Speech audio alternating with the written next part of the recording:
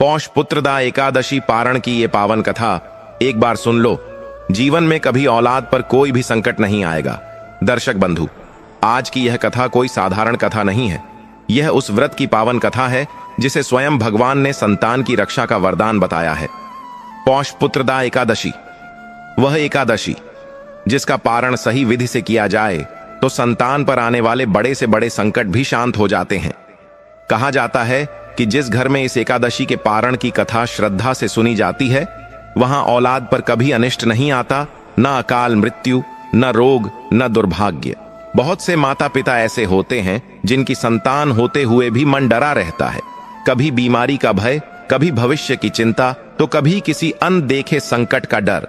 लेकिन शास्त्र कहते हैं जब पौष पुत्रदा एकादशी का व्रत पूर्ण श्रद्धा से किया जाए और उसका पारण इस पावन कथा के साथ संपन्न हो तो भगवान विष्णु स्वयं उस संतान की रक्षा का भार अपने ऊपर ले लेते हैं।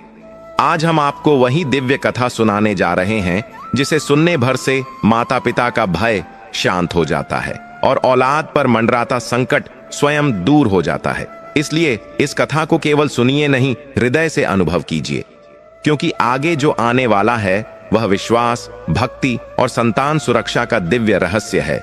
लेकिन दर्शक बंधु, पौष पुत्रदा एकादशी व्रत की इस पावन कथा को प्रारंभ करने से पहले एक अत्यंत गंभीर और आवश्यक बात समझ लेना बहुत जरूरी है। हमारे प्राचीन धर्म ग्रंथों में स्पष्ट कहा गया है कि कोई भी व्रत कथा, विशेष रूप से एकादशी जैसी महान तिथि की कथा, यदि बीच में छोड़ दी जाए तो वह केवल अधूरा श्रवण नहीं रह जाता, बल्कि उसका फल भी अधूरा रह जाता है। पौष पुत्रदा एकादशी वह व्रत है जो संतान की रक्षा, उसके भविष्य और उसके ऊपर आने वाले संकटों से मुक्ति के लिए किया जाता है। यदि इस व्रत की कथा अधूरी सुनी जाए तो मन में संदेह, भ्रम और भय जन्म लेता है, और यही भ्रम कई बार माता पिता को गलत दिशा में ले जाता है। अधूरी कथा संतान के लिए किए गए संकल्प को भी अधूरा कर देती है। इसीलिए हम आपसे विनम्र निवेदन करते हैं कि आज पौष पुत्रदा एकादशी पारण की इस पावन कथा को अंत तक अवश्य सुने। यह केवल एक कथा नहीं है, बल्कि माता पिता की चिंता, संतान की सुरक्षा और भगवान विष्णु की कृपा से जुड़ा हुआ एक जीवंत सत्य है। संभव है इस कथा का कोई एक प्रसंग, कोई एक व्रत विधान या कोई एक सीख आपके हृदय को छू जाए और आपकी औलाद को आने वाले बड़े संकट से बचा ले। और यदि हम स्वयं को सच्चा सनातनी मानते हैं तो हमारा यह भी धर्म बनता है कि पौष पुत्रदा एकादशी जैसे पुण्यदायी व्रत का संदेश केवल अपने तक सीमित न रखें, इसे अधिक से अधिक माता पिता तक पहुंचाएं ताकि कोई भी संतान अनजाने में संकट का शिकार न बने। इसलिए इस वीडियो को लाइक करें, अपने परिवार और मित्रों के साथ साझा करें, ताकि ऐसे ही व्रत, कथा और धर्म की गूढ़ शिक्षाएं हम सब तक निरंतर पहुंचती रहें। तो आइए श्रद्धा, विश्वास और संकल्प के साथ पौष पुत्रदा एकादशी पारण की इस दिव्य कथा की शुरुआत करते हैं। जमुनापुर गांव के किनारे बहती नदी के पास एक पुरानी और जर्जर झोपड़ी खड़ी थी। यही वह जगह थी जहां राकेश केवट अपनी पत्नी सुमित्रा और अपने बच्चों के साथ रहता था। राकेश का पूरा जीवन उस नदी की लहरों पर ही टिका हुआ था। वह पेशे से एक नाविक था और उसके पास लकड़ी की एक छोटी सी नाव थी। सुबह से लेकर शाम तक वह इसी नाव को चलाकर मुसाफिरों को नदी पार करवाता था। लेकिन उसकी यह मेहनत उसके परिवार का पेट भरने के लिए काफी नहीं थी। राकेश की नाव जितनी पुरानी थी, उसकी गरीबी उतनी ही गहरी थी। गांव में वैसे तो कई अमीर लोग रहते थे, लेकिन नदी के इस किनारे पर बसी राकेश की दुनिया में सिर्फ अभाव और लाचारी का ही वास था। राकेश और सुमित्रा का परिवार काफी बड़ा था। उनके घर में 1000 लोग रहते थे। 6 बच्चों की किलकारियां गूंजती थीं। एक समय था जब यह झोपड़ी बच्चों के शोर शराबे से भरी रहती थी, लेकिन वक्त के क्रूर चक्र ने सब कुछ बदल कर रख दिया।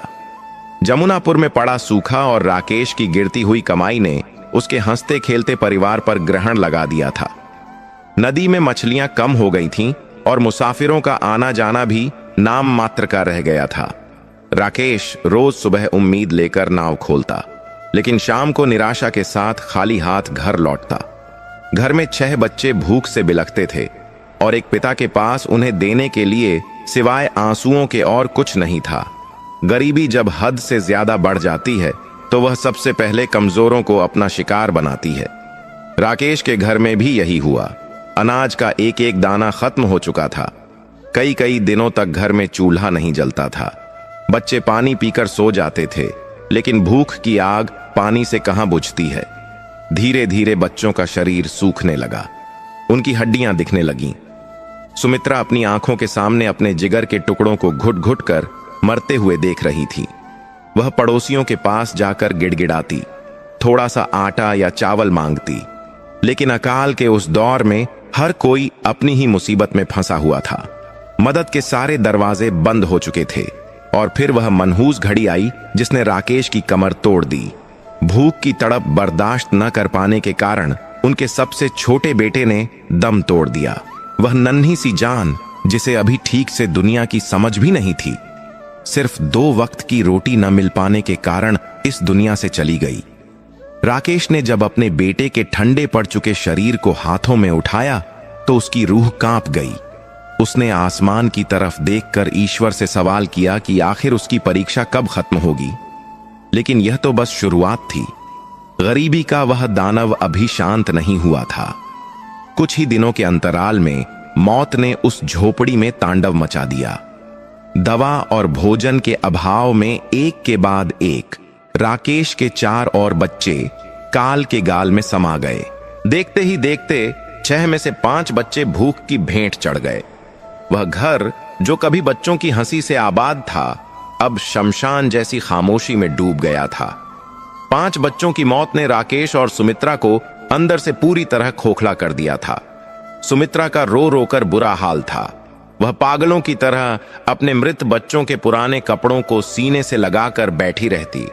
उसे विश्वास ही नहीं हो रहा था कि उसकी गोद इतनी जल्दी सूनी हो गई। राकेश भी अब पहले जैसा नहीं रहा था। उसकी आंखों में एक अजीब सा सूनापन आ गया था। वह नदी किनारे घंटों बैठा रहता, लेकिन अब उसे नाव चलाने की सुध नहीं रहती थी। उसके मन में बार बार यही विचार आता कि जब वह अपने बच्चों का पेट ही नहीं भर सका तो इस जीने का क्या फायदा। वह खुद को दोषी मानने लगा था। उसे लगता था कि एक पिता के रूप में वह पूरी तरह असफल हो गया है। गांव के लोग भी उन्हें देखकर दया तो करते, लेकिन उनकी मदद करने के लिए कोई आगे नहीं आता। समाज की यह निष्ठुरता राकेश के जख्मों पर नमक छिड़कने का काम करती थी। अब उस बदनसीब परिवार में राकेश और सुमित्रा के अलावा सिर्फ एक ही बच्चा जीवित बचा था, उनका 7 साल का बेटा, जिसका नाम था सूरज। सूरज ही अब उनकी जीने की आखिरी उम्मीद था। वह अपने 5 भाई बहनों को अपनी आंखों के सामने मरते हुए देख चुका था। भूख ने उसे भी कमजोर कर दिया था, लेकिन उसकी सांसें अभी चल रही थीं। राकेश और सुमित्रा अपनी जान से भी ज्यादा उसकी हिफाजत करते थे। उन्हें हर पल यही डर सताता रहता था कि कहीं भूख का वह राक्षस उनके इस आखिरी दिए को भी न बुझा दे।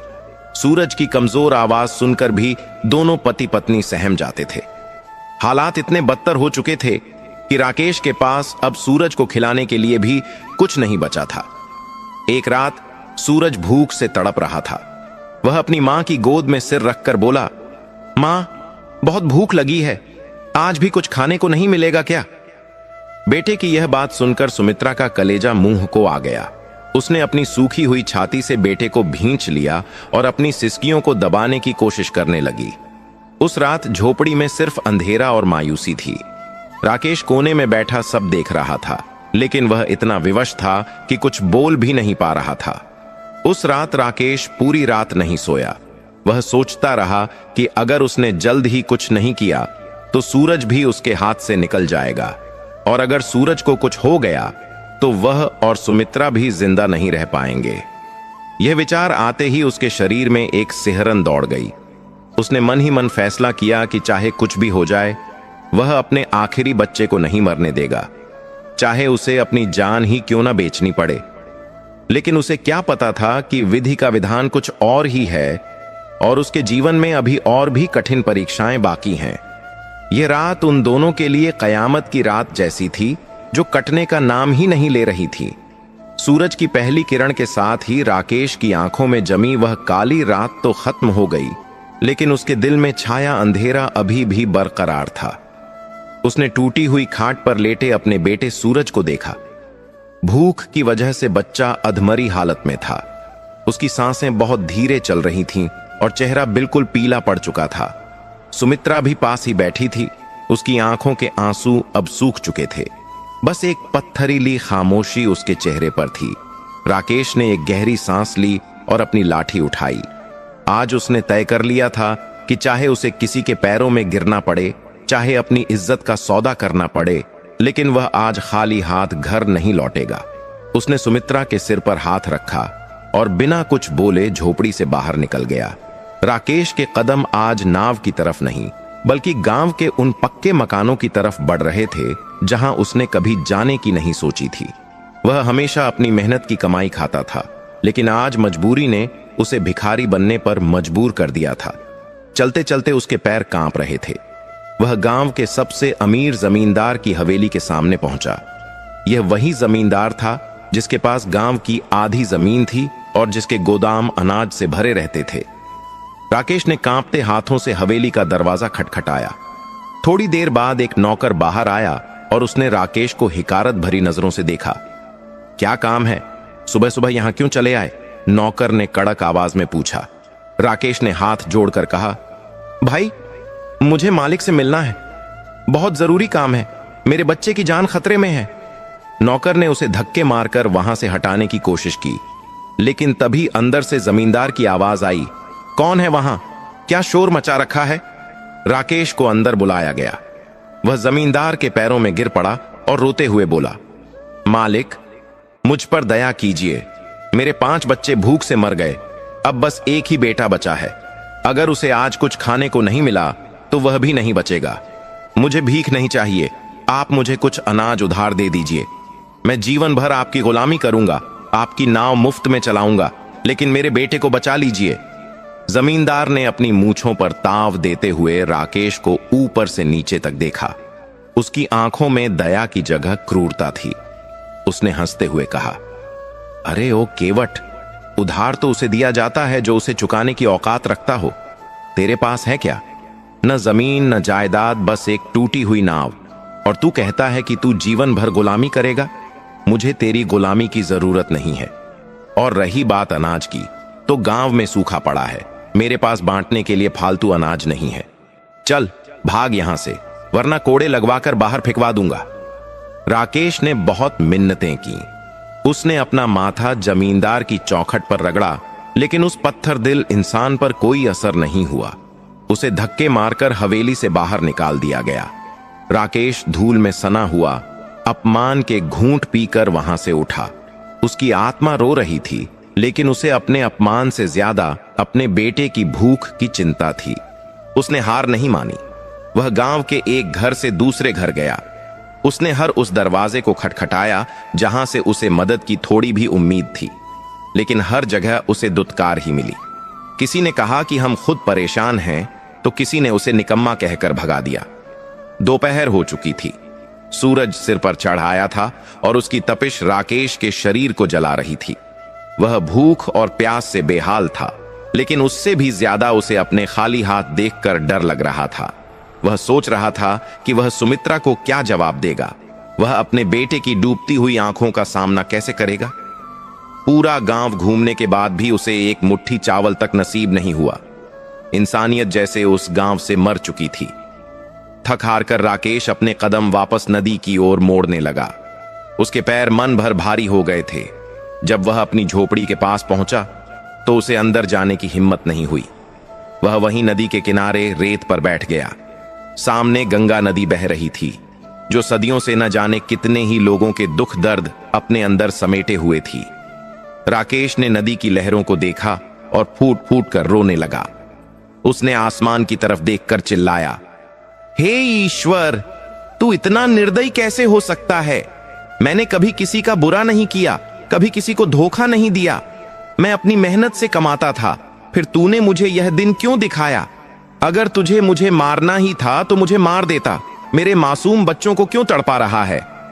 उसकी आवाज नदी के शोर में दब गई। तभी झोपड़ी के अंदर से सुमित्रा की चीख सुनाई दी, राकेश, जल्दी आइए, सूरज को कुछ हो रहा है। सुमित्रा की आवाज सुनते ही राकेश के शरीर में जैसे बिजली दौड़ गई। वह गिरते पड़ते झोपड़ी की तरफ भागा। अंदर का दृश्य देखकर उसका दिल मुंह को आ गया। सूरज का शरीर ऐंठ रहा था और उसकी आंखें ऊपर की ओर चढ़ रही थीं। वह सांस लेने के लिए संघर्ष कर रहा था। सुमित्रा उसे अपनी बाहों में जकड़े हुए पागलों की तरह रो रही थी। कुछ करो स्वामी, कुछ करो, मेरे बच्चे को बचा लो, सुमित्रा चीखी। राकेश ने झट से पास ही रखा मटका उठाया, लेकिन उसमें पानी की एक बूंद भी नहीं थी। वह पागलों की तरह बाहर भागा और नदी से अपनी हथेलियों में पानी भरकर लाया। उसने कांपते हाथों से सूरज के सूखे होठों पर पानी की कुछ बूंदें डालीं। पानी गले के नीचे उतरते ही सूरज के शरीर की ऐंठन थोड़ी कम हुई, लेकिन वह बेहोश हो गया। राकेश ने उसकी नब्ज टटोली। सांसें चल रही थीं, लेकिन बहुत कमजोर। ऐसा लग रहा था जैसे जीवन की डोर किसी भी पल टूट सकती है। राकेश और सुमित्रा दोनों वहीं अपने बेटे के पास बैठ गए। अब उनके पास रोने के अलावा कोई चारा नहीं था। राकेश ने सुमित्रा का हाथ पकड़ा और भारी आवाज में बोला, सुमित्रा, मैंने बहुत कोशिश की, मैंने हर किसी के पैर पकड़े, लेकिन इस दुनिया में गरीबों के लिए कोई जगह नहीं है। कोई हमारी मदद नहीं करना चाहता। मुझे माफ कर दो। मैं एक असफल पिता हूं। मैं अपने बच्चों को नहीं बचा सका। सुमित्रा ने राकेश के कंधे पर सिर रख दिया। दोनों पति पत्नी उस टूटी हुई झोपड़ी में अपने आखिरी बच्चे की मौत का इंतजार करने लगे। समय जैसे रुक गया था। हर पल एक युग जैसा लग रहा था। शाम होने को आई थी। सूरज ढलने वाला था और उसके साथ ही राकेश की उम्मीदें भी ढल रही थीं। तभी अचानक एक अजीब सी घटना घटी। झोपड़ी के बाहर नदी के घाट पर किसी के चलने की आहट सुनाई दी। खड़ाऊ की आवाज। खट खट खट। राकेश चौंक गया। इस वीरान जगह पर इस वक्त कौन आ सकता है? मुसाफिरों का आना तो महीनों पहले बंद हो चुका था। क्या यह मौत की आहट है या फिर कोई और? उसने सुमित्रा को इशारा किया और धीरे से उठकर बाहर झांका। जो उसने देखा उस पर उसे अपनी आंखों पर विश्वास नहीं हुआ।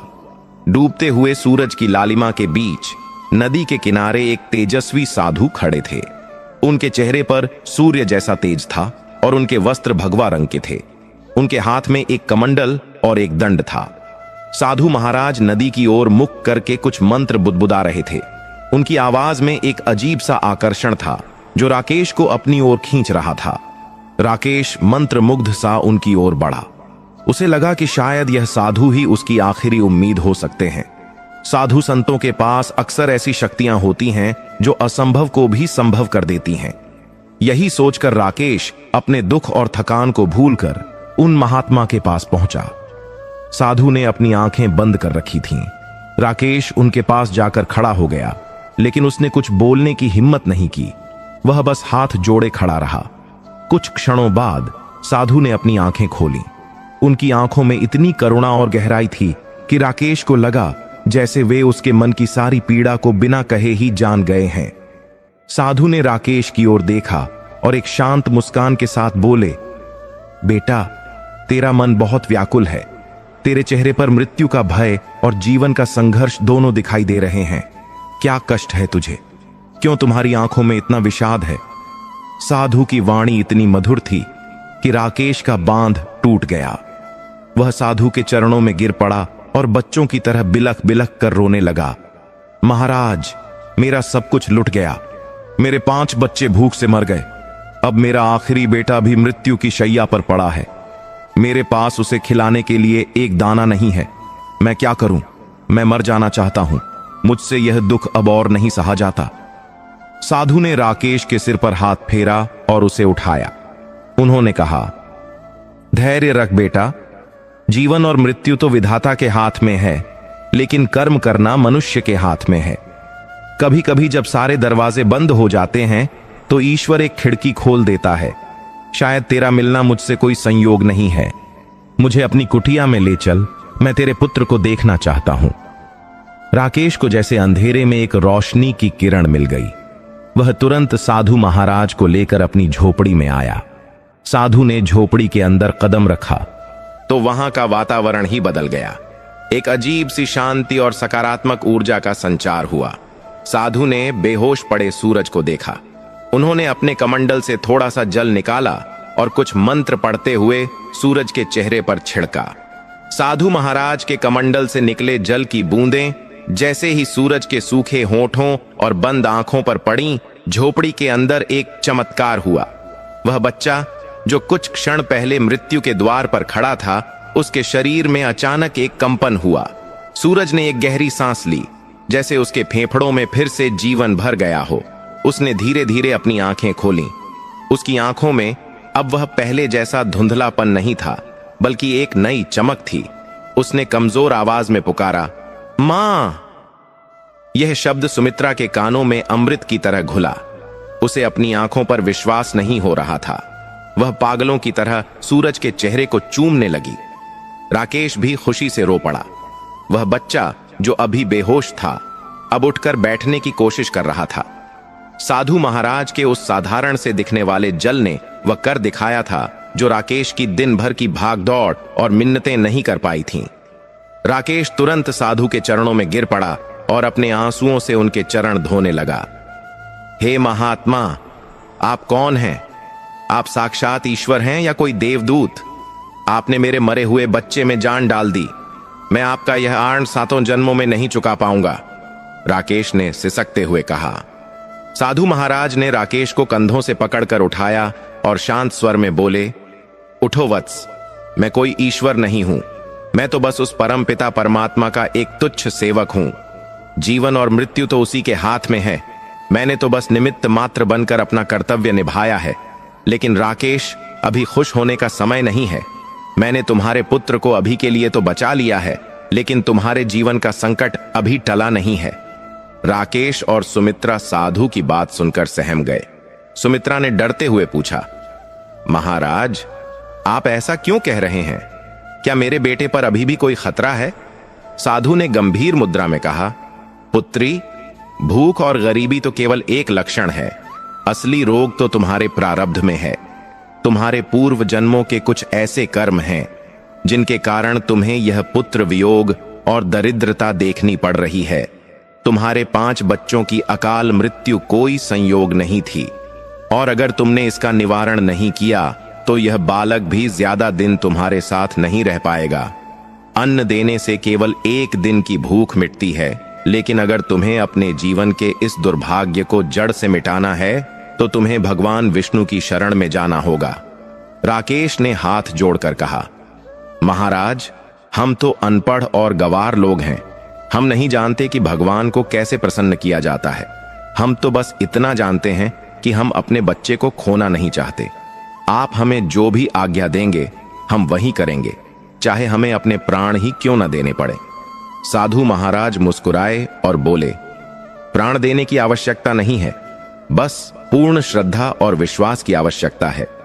देखो राकेश, अभी पौष का पवित्र महीना चल रहा है और इस महीने के शुक्ल पक्ष में एक ऐसी एकादशी आती है जो समस्त पापों का नाश करने वाली और संतान सुख प्रदान करने वाली है। उसे पौष पुत्रदा एकादशी कहते हैं।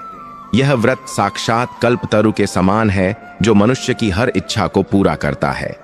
सुमित्रा ने उत्सुकता से पूछा, पुत्रदा एकादशी? महाराज, हमने इसके बारे में कभी नहीं सुना। क्या इस व्रत को करने से हमारे सारे दुख दूर हो जाएंगे? क्या हमारा सूरज सुरक्षित रहेगा? साधु ने अपना कमंडल नीचे रखा और जमीन पर ही आसन लगाकर बैठ गए। उन्होंने राकेश और सुमित्रा को भी अपने पास बैठने का इशारा किया। फिर उन्होंने अपनी ओजस्वी वाणी में बोलना शुरू किया, ध्यान से सुनो। पुत्रदा एकादशी का व्रत केवल एक उपवास नहीं है, यह भगवान नारायण की असीम कृपा प्राप्त करने का सबसे सरल मार्ग है। इस ब्रह्मांड में ऐसी कोई समस्या नहीं है जिसका समाधान इस व्रत में न हो। जो निसंतान हैं उन्हें संतान मिलती है, जिनके बच्चे संकट में हैं उनके बच्चों की रक्षा होती है, और जो धन के अभाव में जी रहे हैं उनके घर में लक्ष्मी का वास होता है। साधु की बातों में इतना विश्वास था कि राकेश के मन का सारा डर गायब होने लगा। उसे लगने लगा कि शायद यही वह रास्ता है जिसकी तलाश उसे वर्षों से थी।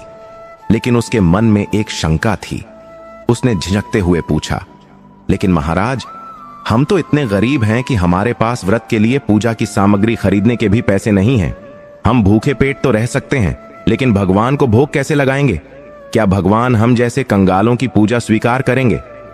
साधु ने जोर से हंसते हुए कहा, पगले, भगवान को धन दौलत, सोना चांदी या 56 भोग की भूख नहीं होती। वे तो केवल भाव के भूखे हैं। यदि तुम्हारे पास चढ़ाने के लिए फूल नहीं है तो अपने आंसुओं के फूल चढ़ा दो। यदि भोग के लिए मिष्ठान नहीं है तो प्रेम से भरा तुलसी का एक पत्ता ही काफी है। दुर्योधन के मेवा त्याग कर उन्होंने विदुरानी का साग खाया था। भगवान विष्णु तो जगत के पालनहार हैं। वे तुम्हारी गरीबी नहीं, तुम्हारी नीयत देखते हैं। साधु की बातों ने राकेश और सुमित्रा की आंखों में उम्मीद की नई ज्योति जला दी। सुमित्रा ने आंचल फैलाकर कहा, महाराज, तो हमें बताइए कि यह व्रत कब है और हमें क्या करना होगा। हम पूरी निष्ठा से यह व्रत करेंगे, बस आप हमें इसका विधि विधान बता दीजिए। साधु महाराज ने अपनी झोली से कुछ फल और कंदमूल निकालकर राकेश को दिए और कहा, पहले तुम लोग यह प्रसाद ग्रहण करो। तुम्हारे शरीर को शक्ति की आवश्यकता है और फिर मैं तुम्हें इस व्रत की महिमा और इसकी वह पावन कथा सुनाऊंगा जिसे सुनने मात्र से ही वाजपेय यज्ञ का फल मिलता है। आज से ठीक 2 दिन बाद पुत्रदा एकादशी है। तुम दोनों बड़े भाग्यशाली हो कि तुम्हें ऐन वक्त पर इस व्रत का पता चला। अब मैं जो कथा सुनाने जा रहा हूं उसे अपने हृदय में उतार लेना, क्योंकि यही कथा तुम्हारे जीवन का उद्धार करेगी। राकेश ने कांपते हाथों से वे फल ली। उसने सबसे पहले एक फल का टुकड़ा तोड़कर अपने बेटे सूरज के मुंह में डाला। सूरज ने उसे खाया और पानी पिया। सालों बाद उस झोपड़ी में किसी ने पेट भर खाना नहीं तो कम से कम कुछ तो खाया था। राकेश और सुमित्रा ने भी प्रसाद ग्रहण किया। उनके पेट की आग शांत हुई और मन में श्रद्धा का भाव और गहरा हो गया। अब झोपड़ी में सन्नाटा था, लेकिन यह सन्नाटा दुख का नहीं बल्कि एकाग्रता का था। बाहर नदी की लहरों का शोर था और अंदर साधु महाराज की गंभीर वाणी गूंजने वाली थी। साधु ने आंखें बंद की, भगवान विष्णु का स्मरण किया और फिर कथा आरंभ करने के लिए तैयार हुए। साधु महाराज ने एक पल के लिए अपनी आंखें मूंदी, जैसे वे उस प्राचीन कालखंड में झांक रहे हों जिसकी गाथा वे सुनाने जा रहे थे। झोपड़ी में जल रहे एक छोटे से दिए की लौ थरथरा रही थी, ठीक वैसे ही जैसे राकेश और सुमित्रा के मन में उम्मीद की लौ टिमटिमा रही थी। बाहर नदी की कलकल ध्वनि अब एक संगीत जैसी लग रही थी जो इस पावन कथा की पृष्ठभूमि तैयार कर रही थी। साधु महाराज ने अपनी गंभीर और रसपूर्ण वाणी में कथा का आरंभ किया। राकेश, सुमित्रा, ध्यान से सुनो। यह कथा सतयुग के समय की है, जब धरती पर धर्म का बोलबाला था। उस समय भद्रावती नाम की एक बहुत ही विशाल और सुंदर नगरी हुआ करती थी। भद्रावती नगरी स्वर्ग के समान सुंदर थी। वहां की सड़कें चौड़ी थीं, बाजार धन धान्य से भरे रहते थे और प्रजा बहुत ही सुखी थी। उस नगरी में ऊंचे ऊंचे महल थे जिनके शिखर बादलों को छूते थे। वहां के लोग धर्म कर्म में विश्वास रखते थे और कभी किसी के साथ अन्याय नहीं होता था। इस भव्य नगरी के राजा का नाम सुकेतुमान था। राजा सुकेतुमान बहुत ही वीर, प्रतापी और धर्मपरायण शासक थे। उनका यश चारों दिशाओं में फैला हुआ था। बड़े बड़े राजा महाराजा भी सुकेतुमान का लोहा मानते थे। उनके राज्य में शेर और बकरी एक ही घाट पर पानी पीते थे, यानी वहां किसी भी प्रकार का भय नहीं था। राजा सुकेतुमान अपनी प्रजा को अपनी संतान की तरह मानते थे और उनके सुख दुख का पूरा ध्यान रखते थे। उनकी पत्नी रानी शैव्या भी बहुत ही गुणवान और पतिव्रता थीं। बाहर से देखने पर ऐसा लगता था कि राजा सुकेतुमान के पास सब कुछ है। उनके पास अपार धन दौलत थी, विशाल सेना थी, सुंदर महल थे और सेवा करने के लिए हजारों दास दासियां थीं। लेकिन जैसे पूर्णमासी के चांद में भी दाग होता है, वैसे ही राजा सुकेतुमान के जीवन में भी एक गहरा अंधकार था। इतना सब कुछ होने के बाद भी राजा और रानी के मन में रत्ती भर भी शांति नहीं थी। उनके महल की दीवारों पर उदासी का साया हमेशा मंडराता रहता था। उनके इस दुख का कारण था निसंतान होना। राजा सुकेतुमान और रानी शैव्या की कोई संतान नहीं थी। वे दोनों पुत्र सुख से वंचित थे। वर्षों बीत गए थे, लेकिन उनके आंगन में किसी बच्चे की किलकारी नहीं गूंजी थी। राजा जब भी अपने राज्य में घूमते और अपनी प्रजा के लोगों को अपने बच्चों के साथ खेलते हुए देखते तो उनका हृदय भीतर से रो पड़ता था। उन्हें लगता था कि एक साधारण किसान भी उनसे ज्यादा भाग्यशाली है। क्योंकि उसके पास उसे पिता कहकर पुकारने वाला कोई तो है। राजा सुकेतुमान का दुख केवल भावनात्मक नहीं था, बल्कि उन्हें अपने पितरों और पूर्वजों की चिंता भी दिन रात सताती रहती थी। हमारे शास्त्रों में कहा गया है कि पुत्र के बिना मनुष्य को मोक्ष की प्राप्ति नहीं होती और न ही उसके पितरों को शांति मिलती है। राजा अक्सर सोचा करते थे कि जब उनकी मृत्यु हो जाएगी तो उनका तर्पण कौन करेगा, उनके पितरों को पिंड कौन देगा। एक दिन राजा अपने शयन कक्ष में लेटे हुए थे, लेकिन नींद उनकी आंखों से कोसों दूर थी। वे करवटें बदल रहे थे। उनके मन में बुरे बुरे विचार आ रहे थे। वे सोचने लगे, मेरे पितर जरूर दुखी होते होंगे। वे सोचते होंगे कि सुकेतुमान के बाद हमारे वंश का क्या होगा, हमें कौन पानी देगा। अगर मेरा कोई पुत्र नहीं हुआ तो मेरा वंश यहीं समाप्त हो जाएगा और मेरे पितरों को नरक की यातना भोगनी पड़ेगी। यह विचार राजा को अंदर ही अंदर दीमक की तरह खाए जा रहा था।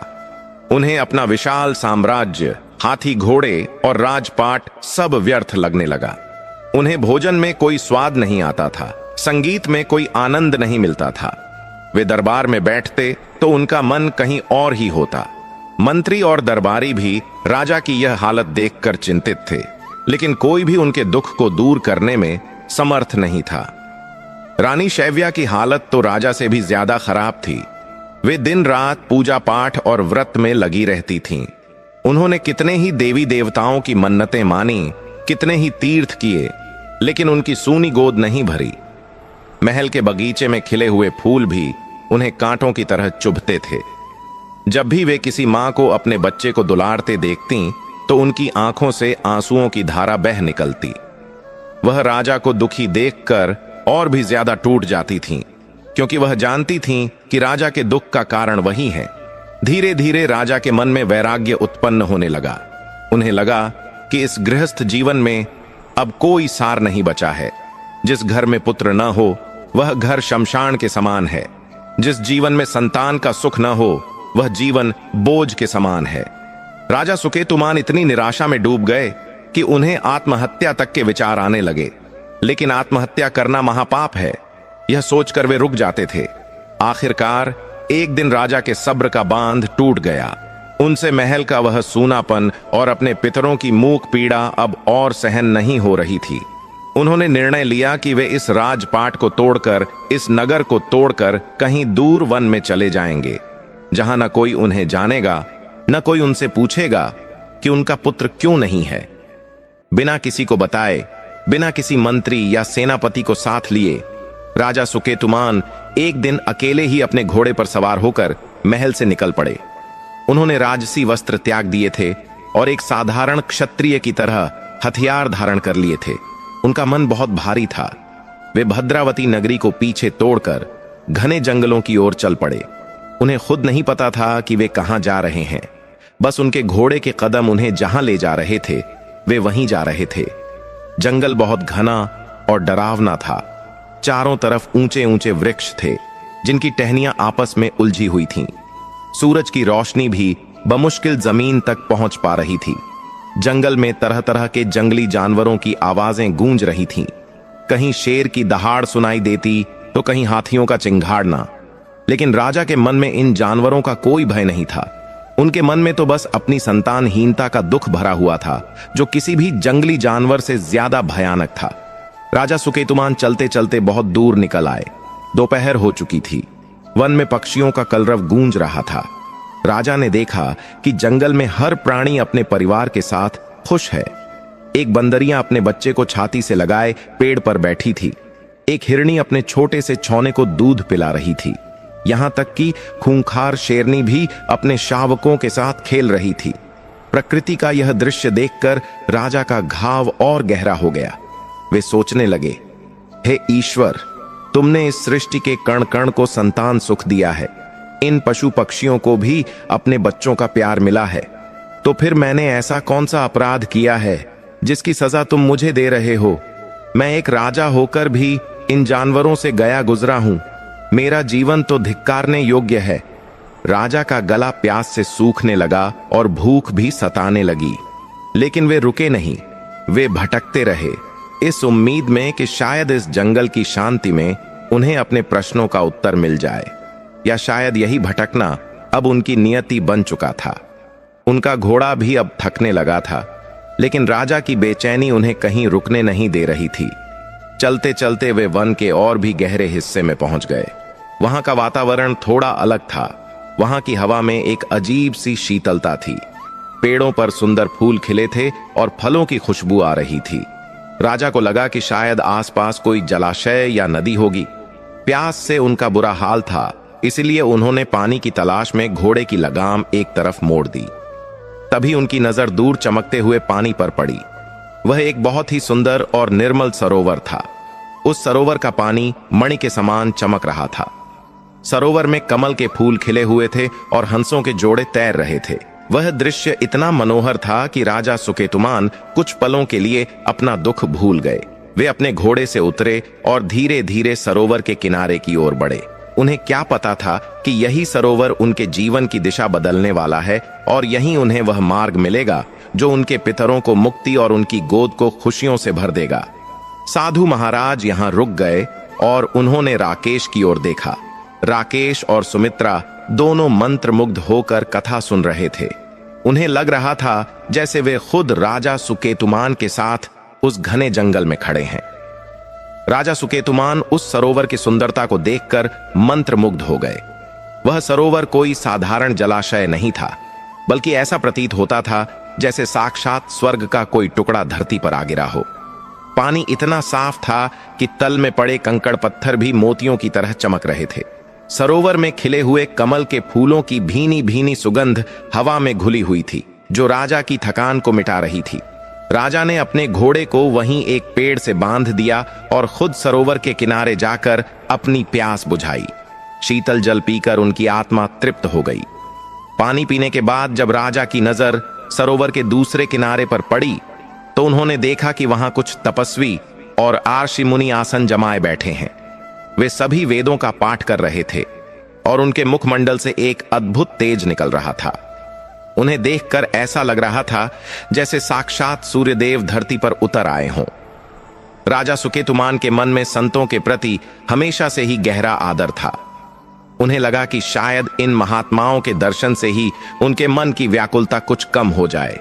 राजा ने अपने राजसी अभिमान को तो पहले ही त्याग दिया था। वे बहुत ही विनम्रता के साथ धीरे धीरे चलते हुए उन अर्षियों के समीप पहुंचे। वहां पहुंचकर उन्होंने देखा कि वे सभी अर्षि बहुत ही ज्ञानी और तपस्वी प्रतीत हो रहे थे। राजा ने दूर से ही उन्हें साष्टांग प्रणाम किया और हाथ जोड़कर उनके सामने खड़े हो गए। राजा की आंखों में आंसू थे और शरीर पुलकित हो रहा था। संतों का सानिध्य पाकर उन्हें एक अजीब सी शांति का अनुभव हो रहा था। उन अर्षियों में जो सबसे प्रधान और वृद्ध मुनि थे, उन्होंने राजा को इस अवस्था में देखा। राजा का चेहरा उदास था, शरीर दुबला हो गया था और आंखों में गहरी पीड़ा थी, लेकिन फिर भी उनके चेहरे का राजसी तेज बता रहा था कि वे कोई साधारण मनुष्य नहीं है। ऋषियों ने राजा को आशीर्वाद दिया और प्रेम पूर्वक अपने पास बैठने का संकेत दिया। ऋषियों ने पूछा, हे राजन, तुम कौन हो और इस घोर जंगल में अकेले क्यों भटक रहे हो? तुम्हारे चेहरे पर यह विषाद और यह दुख क्यों छाया हुआ है? तुम देखने में तो किसी राज्य के राजा प्रतीत होते हो, फिर ऐसी क्या विपत्ति आ पड़ी है जो तुम्हें अपना राजपाट तोड़कर यहाँ वन में आना पड़ा? हमें अपना परिचय दो और अपने दुख का कारण बताओ। राजा सुकेतुमान ने अर्षियों के वचन सुनकर अपना सिर झुका लिया। उनका गला भर आया। उन्होंने कांपती हुई आवाज में कहा, हे महात्माओं, आप अंतर्यामी हैं, आपसे क्या छिपा है? मैं भद्रावती नगरी का राजा सुकेतुमान हूं। मेरे पास धन दौलत, हाथी घोड़े, विशाल राज्य और एक प्रेम करने वाली पत्नी, सब कुछ है। संसार की दृष्टि में मैं बहुत सुखी हूं, लेकिन मेरे जीवन में एक ऐसा अभाव है जिसने मेरे सारे सुखों को राख कर दिया है। राजा ने एक गहरी सांस ली और आगे कहा, मुनिवर, मेरे कोई संतान नहीं है। मेरी गोद सूनी है। मैं निपुता हूं। मेरे पितर इस चिंता में दुखी रहते हैं कि मेरे बाद उनका तर्पण कौन करेगा। मुझे यह सोच सोचकर रात भर नींद नहीं आती कि मेरा वंश मेरे साथ ही समाप्त हो जाएगा। इसी दुख के कारण मैंने अपना राजपाट त्याग दिया है और आत्महत्या करने के विचार से इस वन में चला आया हूं। मुझे जीने की कोई इच्छा नहीं रह गई है। हे ऋषियों, आप ज्ञानी हैं, कृपया मेरा मार्गदर्शन करें। राजा की व्यथा सुनकर ऋषियों का हृदय पिघल गया। वे समझ गए कि राजा सुकेतुमान एक धर्मपरायण व्यक्ति हैं जो केवल अपनी संतानहीनता के कारण इतने दुखी हैं। तब ऋषियों ने एक दूसरे की ओर देखा और मुस्कुराए। राजा सुकेतुमान ने उत्सुकतावश पूछा, हे प्रभु, आप लोग कौन हैं और इस निर्जन वन में इस सरोवर के किनारे आप किस उद्देश्य से एकत्रित हुए हैं? कृपया अपना परिचय देकर मेरे ज्ञान चक्षु खोलें। तब उनमें से एक ऋषि ने उत्तर दिया, हे राजन, हम विश्वेदेव हैं। हम यहां इस सरोवर में स्नान करने के लिए आए हैं। तुम बड़े भाग्यशाली हो जो आज के दिन यहां आए हो। आज का दिन बहुत ही विशेष और पवित्र है।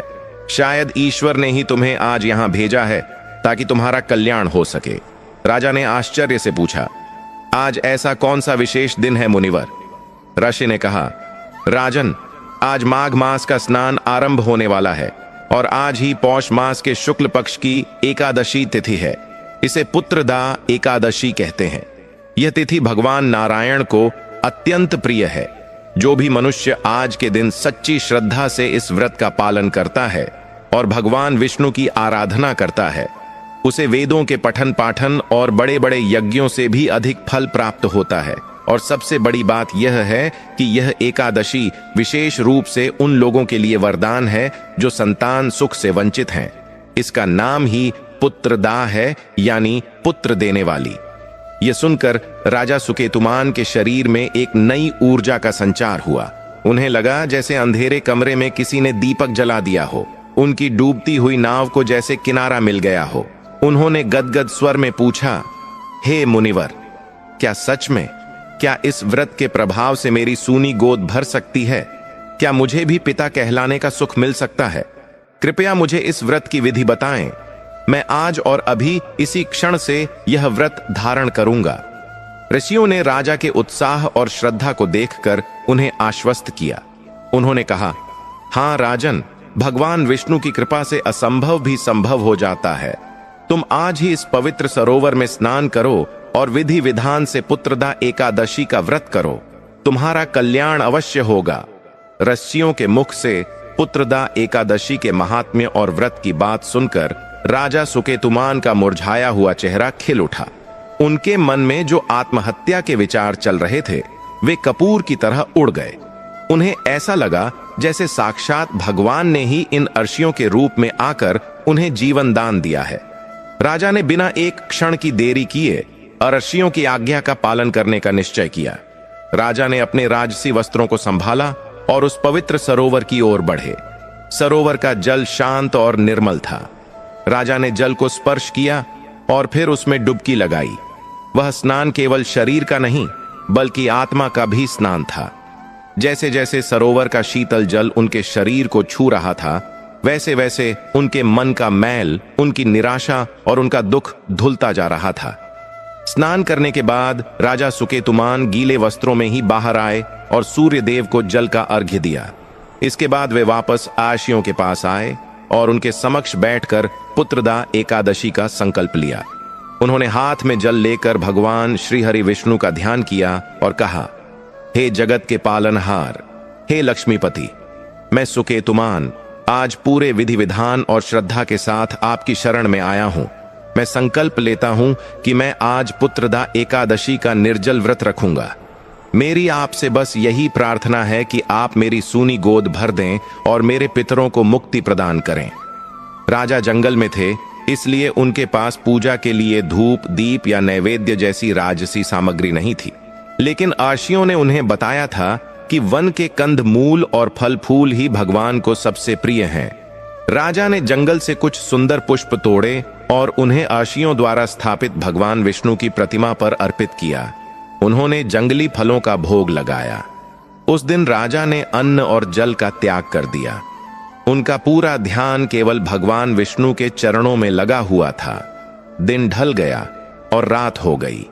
जंगल में अंधेरा छा गया, लेकिन ऋषियों के आश्रम में भक्ति का प्रकाश फैला हुआ था।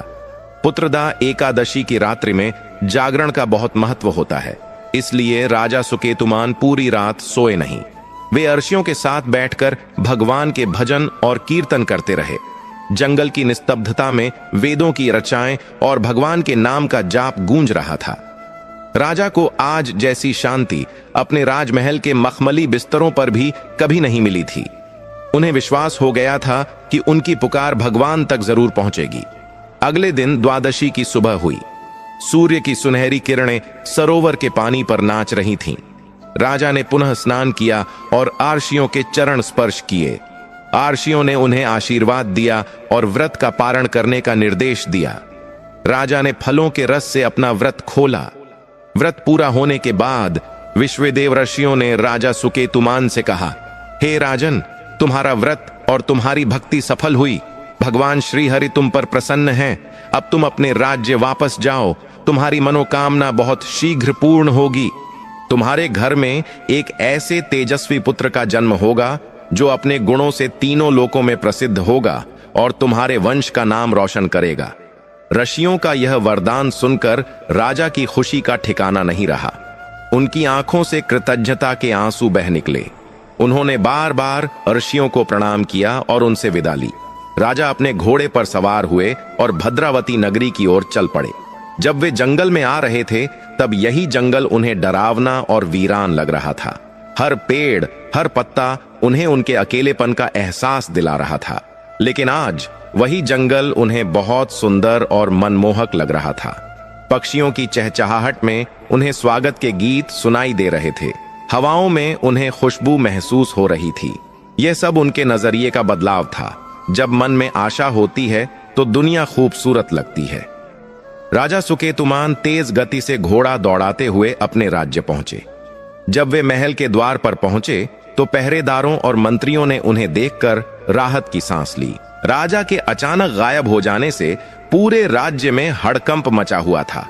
रानी शैव्या का रो रोकर बुरा हाल था। उन्होंने अन्न जल त्याग दिया था। राजा सीधे रानी के कक्ष में पहुंचे। रानी शैव्या उन्हें देखते ही दौड़कर उनके पास आईं और रोते हुए बोलीं, स्वामी, आप हमें तोड़कर कहां चले गए थे? आपके बिना यह महल, यह राज्य सब सूना था। मैंने तो सोच लिया था कि यदि आप नहीं लौटे तो मैं भी अपने प्राण त्याग दूंगी। राजा सुकेतुमान ने रानी को संभाला और उनके चेहरे पर एक मुस्कान थी जो रानी ने वर्षों से नहीं देखी थी। राजा ने कहा, प्रिय, अब रोने का समय गया। मैं तुम्हारे लिए और हमारे राज्य के लिए खुशियों की सौगात लेकर आया हूं। मैं वन में गया था जहां मुझे महान संतों के दर्शन हुए। उन्होंने मुझे पुत्रदा एकादशी व्रत का महात्म्य बताया और मैंने विधि पूर्वक वह व्रत किया है। आर्षियों ने आशीर्वाद दिया है कि अब हमारे आंगन में जल्द ही किलकारियां गूंजेंगी। राजा की बातें सुनकर रानी शैव्या को पहले तो विश्वास नहीं हुआ, लेकिन राजा के चेहरे का तेज और आत्मविश्वास देखकर उनके मन में भी उम्मीद की किरण जाग उठी। उन्होंने ईश्वर को धन्यवाद दिया। राजा ने दरबार में भी घोषणा कर दी कि अब राज्य में सब कुछ ठीक होगा। राजा ने अपनी प्रजा को भी पुत्रदा एकादशी के महत्व के बारे में बताया और सभी को धर्म के मार्ग पर चलने की प्रेरणा दी। अब महल का वातावरण बदल चुका था। उदासी की जगह आशा ने ले ली थी। राजा और रानी दोनों अब संयम और नियम से रहते हुए भगवान विष्णु की भक्ति में लीन रहने लगे। वे उस शुभ घड़ी का इंतजार करने लगे जिसकी भविष्यवाणी अर्षियों ने की थी। और जैसा कि संतों का वचन कभी खाली नहीं जाता, कुछ ही समय बाद रानी शैव्या ने गर्भ धारण किया। यह खबर पूरे राज्य में आग की तरह फैल गई। भद्रावती नगरी में उत्सव जैसा माहौल हो गया। हर कोई राजा और रानी के लिए प्रार्थना करने लगा। राजा सुकेतुमान जानते थे कि यह चमत्कार केवल और केवल पौष पुत्रदा एकादशी के व्रत का ही फल है। प्रजा ने राजा के महल के बाहर घी के दिए जलाए और मंगल गीत गाए। जिस महल में कभी मायूसी और सन्नाटा पसरा रहता था, वहां अब शहनाइयां गूंजने लगी थीं। राजा सुकेतुमान ने गरीबों को दिल खोलकर दान दिया। उन्हें अब पूरा विश्वास हो गया था कि ऋषियों का वचन और पुत्रदा एकादशी का प्रभाव कभी निष्फल नहीं हो सकता। धीरे धीरे 9 महीने का समय पूरा हुआ। वह शुभ घड़ी आ ही गई जिसका सबको बेसब्री से इंतजार था। एक अत्यंत शुभ मुहूर्त में, जब ग्रह नक्षत्र अपनी उच्च स्थिति में थे, रानी शैव्या ने एक अत्यंत सुंदर और तेजस्वी पुत्र को जन्म दिया। बालक का मुख चंद्रमा के समान चमक रहा था और उसके शरीर पर राजसी लक्षण साफ दिखाई दे रहे थे।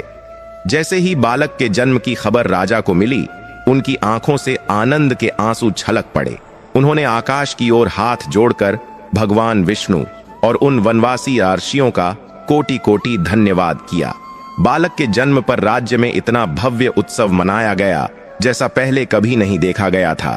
घर घर में मिठाइयां बांटी गईं।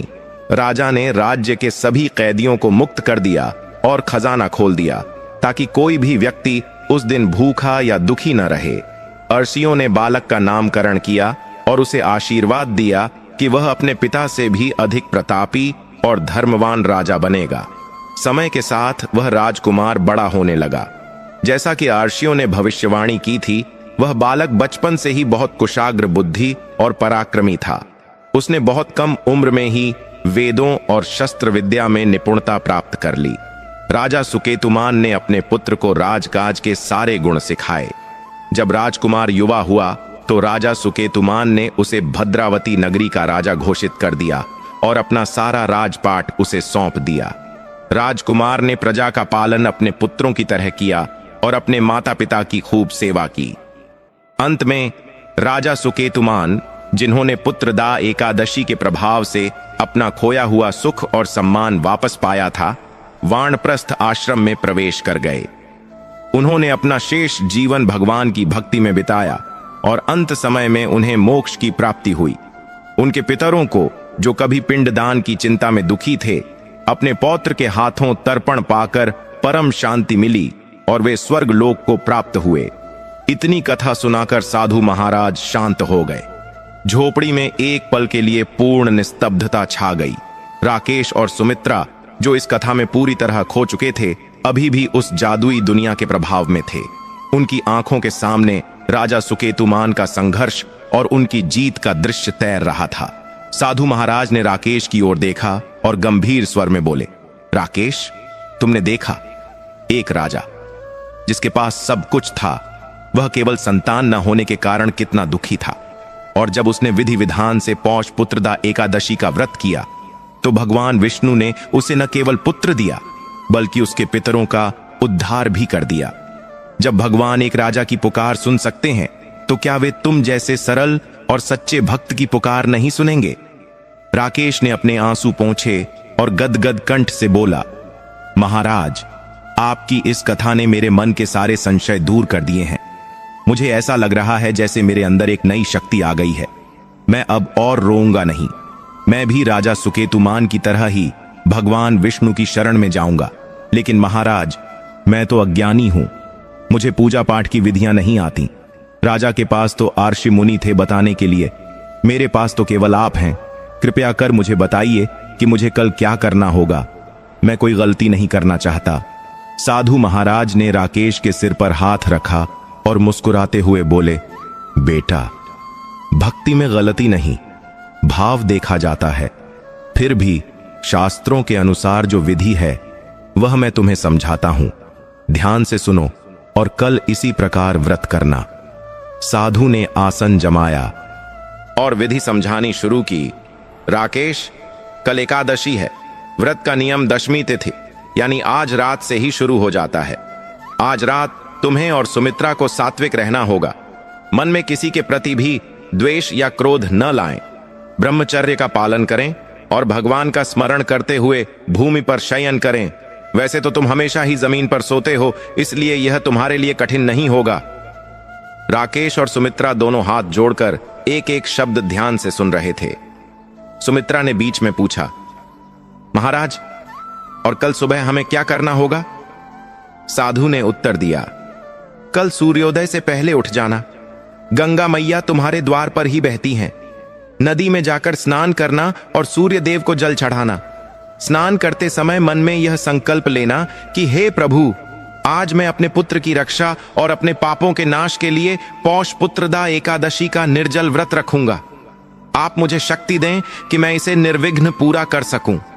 स्नान के बाद घर आकर एक साफ जगह पर भगवान विष्णु की स्थापना करना। राकेश ने चिंतित होकर कहा, लेकिन महाराज, हमारे पास तो भगवान की कोई मूर्ति नहीं है। हम पूजा किसकी करेंगे?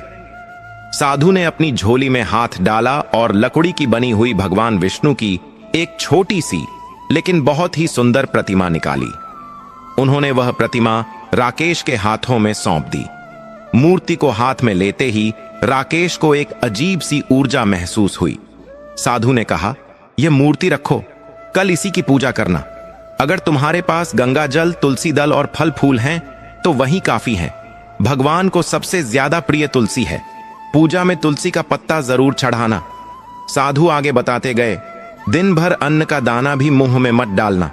अगर प्यास बहुत सताए और रहा न जाए तो केवल फलाहार या दूध ले सकते हो, लेकिन कोशिश करना कि निराहार रहो। दिन भर ओम नमो भगवते वासुदेवाय मंत्र का जाप करते रहना। अपना ध्यान इधर उधर की बातों में मत लगाना। और सबसे जरूरी बात, एकादशी की रात को सोना नहीं है। रात्रि जागरण का बहुत महत्व है। रात भर भगवान के भजन गाना, कीर्तन करना और उनसे अपने बच्चे के जीवन की भीख मांगना। सुमित्रा ने पूछा, और पारण व्रत कब खोलना है महाराज? द्वादशी के दिन यानी परसों सुबह सूर्योदय के बाद स्नान करके ब्राह्मणों को या किसी जरूरतमंद को भोजन कराना और दक्षिणा देना। तुम्हारे पास धन नहीं है तो कोई बात नहीं, तुम किसी भूखे को अपनी रोटियों में से आधी रोटी भी खिला दोगे तो भगवान प्रसन्न हो जाएंगे। उसके बाद ही तुम दोनों भोजन ग्रहण करना। साधु ने विस्तार से समझाया। विधि जानने के बाद राकेश और सुमित्रा के मन में एक दृढ़ संकल्प जाग उठा। अब उन्हें भूख और प्यास की चिंता नहीं थी, उन्हें बस कल के सूर्योदय का इंतजार था। राकेश ने अपने बेटे सूरज की ओर देखा। साधु के जल के प्रभाव से वह अब गहरी नींद में सो रहा था। उसकी सांसें अब शांत थीं, जैसे वह भी जानता हो कि कल उसके माता पिता उसके लिए एक महाव्रत करने जा रहे हैं। साधु महाराज ने कहा, अब तुम दोनों भी थोड़ा विश्राम कर लो। कल का दिन तुम्हारे लिए बहुत महत्वपूर्ण है। मैं आज रात यहीं नदी के किनारे धूनी रमाऊंगा। अगर कोई भी संकट आए तो मुझे पुकार लेना। इतना कहकर साधु महाराज झोपड़ी से बाहर निकल गए और नदी किनारे जाकर ध्यान मग्न हो गए। राकेश और सुमित्रा ने उस रात कुछ नहीं खाया। उन्होंने बस पानी पिया और भगवान विष्णु का नाम लेते हुए जमीन पर लेट गए। उनकी आंखों में नींद नहीं थी, बल्कि आने वाले कल की तैयारियां चल रही थीं। वे मन ही मन प्रार्थना कर रहे थे कि हे ईश्वर, हमारी लाज रख लेना। रात का तीसरा पहर बीत चुका था। आकाश में तारे टिमटिमा रहे थे। तभी अचानक सुमित्रा को लगा जैसे झोपड़ी में किसी चीज की सरसराहट हुई है। वह चौंक कर उठी। उसने देखा कि एक काला नाग रेंगता हुआ उस खाट की तरफ बढ़ रहा था जिस पर उनका बीमार बेटा सूरज सो रहा था। सुमित्रा के गले से चीख निकलने ही वाली थी कि उसने अपना मुंह दबा लिया, कहीं सांप आवाज सुनकर भड़क न जाए। राकेश भी जाग गया था। उसने सुमित्रा का इशारा देखा और सांप को देखकर सन्न रह गया। वह जहरीला नाग सूरज के लटकते हुए हाथ से बस कुछ ही इंच दूर था। राकेश का दिल जोर जोर से धड़कने लगा। एक तरफ उसका इकलौता बेटा मौत के मुंह में था और दूसरी तरफ कल का वह पावन व्रत जो उसके जीवन की आखिरी उम्मीद था। झोपड़ी के अंदर मौत का साया मंडरा रहा था। काला नाग सूरज के हाथ के बिल्कुल करीब पहुंच चुका था। सुमित्रा की सांसें हलक में अटक गई थीं और राकेश का शरीर डर के मारे सुन्न पड़ गया था। लेकिन उस भयानक पल में राकेश को साधु महाराज की कही बात याद आई। भगवान विष्णु जगत के पालनहार हैं, उन पर भरोसा रखो। राकेश ने अपनी आंखें बंद कर लीं और पूरी ताकत से मन ही मन ओम नमो भगवते वासुदेवाय का जाप करने लगा। उसने ईश्वर से कहा, हे प्रभु, कल मैं आपके लिए व्रत रखने वाला हूं। क्या आप मेरे व्रत शुरू होने से पहले ही मेरी परीक्षा ले रहे हैं? मेरे बच्चे की रक्षा कीजिए। तभी एक चमत्कार हुआ। वह सांप जो डसने के लिए अपना फन उठा चुका था, अचानक रुक गया, जैसे किसी अदृश्य शक्ति ने उसे रोक दिया हो। सांप ने धीरे से अपना फन नीचे किया, एक पल के लिए सोए हुए बच्चे की ओर देखा और फिर शांति से मुड़कर झोपड़ी के कच्चे फर्श में बने एक बिल की ओर चला गया। सांप के जाते ही राकेश और सुमित्रा ने राहत की सांस ली। यह कोई साधारण घटना नहीं थी, यह इस बात का संकेत था कि भगवान उनकी रक्षा कर रहे हैं। इस घटना ने उनके विश्वास को चट्टान की तरह मजबूत कर दिया। सुबह हुई। पौष पुत्रदा एकादशी का पवित्र दिन आ गया। सूरज की पहली किरण के साथ राकेश और सुमित्रा उठे। उन्होंने गंगा नदी के ठंडे पानी में स्नान किया। कड़ाके की ठंड थी, लेकिन भक्ति की गर्मी ने उन्हें ठंड का एहसास नहीं होने दिया। स्नान करके उन्होंने सूर्यदेव को जल चढ़ाया और अपनी झोपड़ी में वापस आए। साधु महाराज द्वारा दी गई भगवान विष्णु की लकड़ी की मूर्ति को उन्होंने एक साफ कपड़े पर स्थापित किया।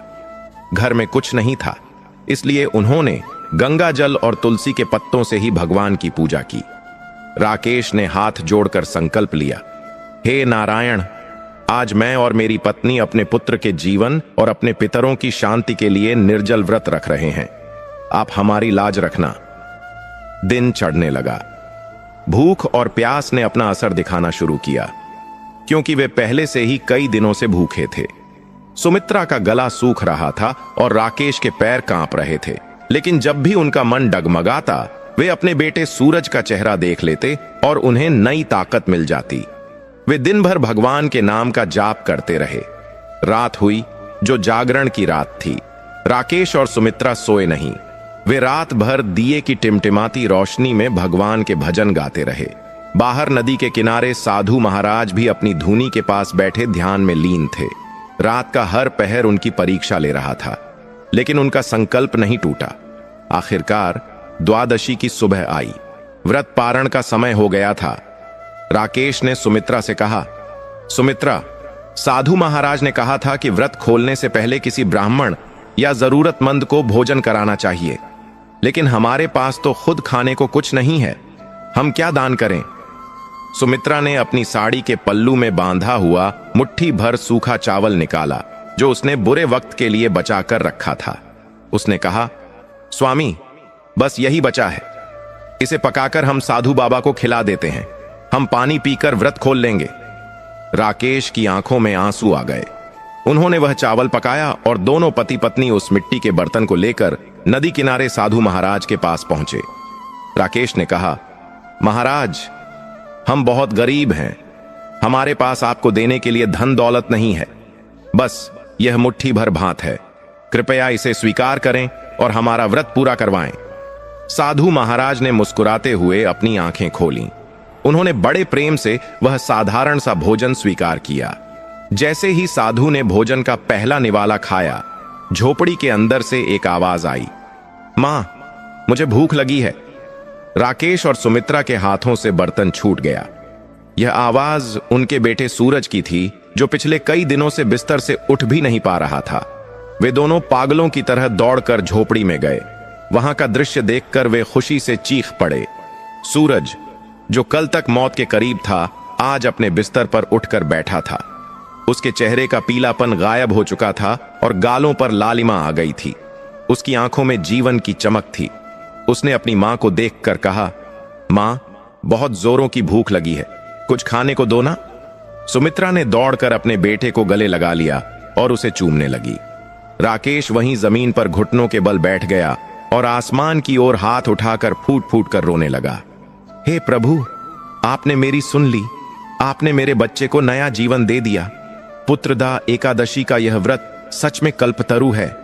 तभी झोपड़ी के द्वार पर एक दिव्य प्रकाश फैला। राकेश और सुमित्रा ने मुड़कर देखा। वहां अब वह साधारण साधु नहीं थे। उनके स्थान पर एक दिव्य पुरुष खड़े थे, जिनके चारों ओर तेज का एक आभा मंडल था। देखते ही देखते वह स्वरूप भगवान विष्णु के चतुर्भुज रूप में बदल गया। शंख, चक्र, गदा और पद्म धारण किए भगवान विष्णु मंद मंद मुस्कुरा रहे थे। राकेश, सुमित्रा और नन्हा सूरज तीनों भगवान के चरणों में गिर पड़े। भगवान विष्णु ने अपनी गंभीर और मधुर वाणी में कहा, उठो राकेश, मैं तुम्हारी और सुमित्रा की अटूट भक्ति से बहुत प्रसन्न हूं। तुमने घोर दरिद्रता और संकट में भी अपना धर्म नहीं छोड़ा।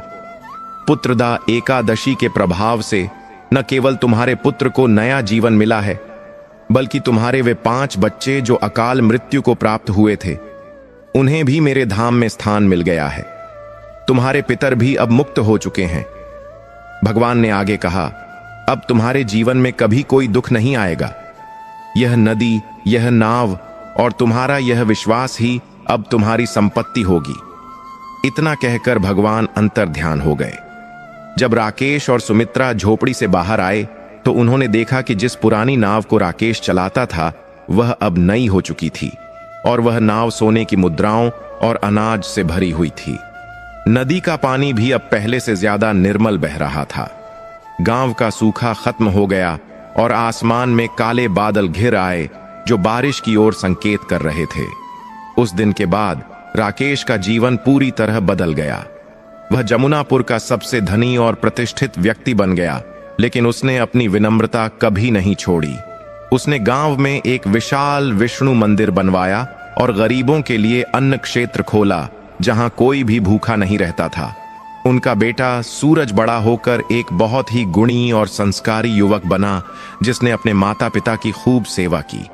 राकेश हर साल पौष पुत्रदा एकादशी का व्रत बहुत धूमधाम से मनाने लगा और गांव के लोगों को भी इसकी महिमा सुनाने लगा।